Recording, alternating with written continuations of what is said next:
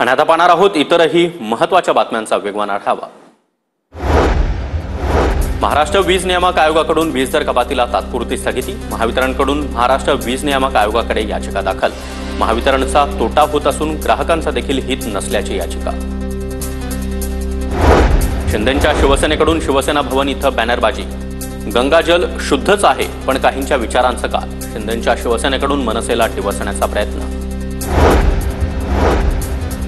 मराठी भाषेविना काही अडत नाही असं म्हणणाऱ्या मराठी बँक कर्मचाऱ्याला मनसेचा चोप। महाराष्ट्र बँकेच्या लोणावळा शाखेतील प्रकार। परप्रांतीय मॅनेजरनं मराठीत बोलणार नाही असं सांगताच मनसे कार्यकर्ते आक्रमक।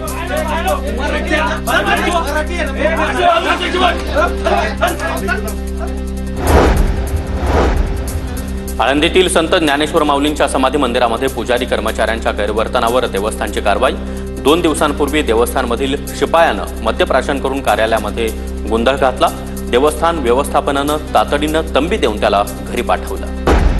परभणीमध्ये ठाकरे गट आणि पवारांच्या राष्ट्रवादीला भाजपचा धक्का। रवींद्र चव्हाण, बेंगना बोर्डीकर यांच्या उपस्थितीमध्ये अनेकांचा भाजपमध्ये प्रवेश। पूर्णा कृषी उत्पन्न बाजार समितीचं संपूर्ण संचालक मंडळ आणि ठाकरेंच्या शिवसेनेच्या माजी जिल्हाध्यक्षांचा भाजपमध्ये प्रवेश। पुण्यात पुन्हा एकदा ठाणे की रिक्षा फ्लेक्स।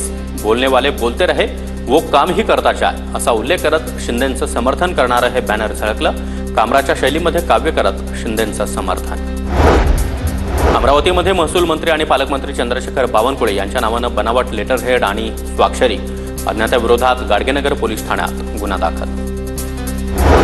नाशिक कुंभमेळ्यामधील शाही स्नानावरून वाद। कुशावर्त तीर्थामध्ये स्नान न करता दुसरीकडे स्नान करण्याच्या निर्णयाला मोठा विरोध। कॉपीचे प्रकार घडलेली परीक्षा केंद्र कायमस्वरूपी बंद करणार। परीक्षा केंद्राबाबत बोर्डाचा मोठा निर्णय। तर 12वीच्या 102, 10वीच्या 32 परीक्षा केंद्रांवर आढळला होता गैरप्रकार। कल्याण न्यायालयाबाहेर आरोपीचे नातेवाईक आणि पोलिसांमध्ये राडा। जेवण देण्यासाठी गेलेल्या नातेवाईकांना पोलिसांनी मारहाण केल्यानं राडा। कासिम इराणी आणि सोनिया फुलवरे अशी आरोपींची नावं। आळंदीतील संत ज्ञानेश्वर माऊलींच्या समाधी मंदिरामध्ये पुजारी कर्मचाऱ्यांच्या गैरवर्तनावर देवस्थानची कारवाई। 2 दिवसांपूर्वी देवस्थानमधील शिपायानं मद्यप्राशन करून कार्यालयामध्ये गोंधळ घातला होता। पुण्यामध्ये गेल्या 10 वर्षातील सर्वाधिक सरासरी तापमानाची नोंद। मार्च महिन्यामध्ये तीव्र उन्हाच्या झळा। काही भागामध्ये तापमान 40 अंशांवर। दिवा रेल्वे स्थानकामध्ये माकडांचा सुळसुळाट। माकडानं एका महिला प्रवाशाला चावा घेतला। रेल्वे प्रवाशांमध्ये भीतीचं वातावरण। माकड महिलेच्या पायाला चावा घेत असतानाचा व्हिडिओ व्हायरल।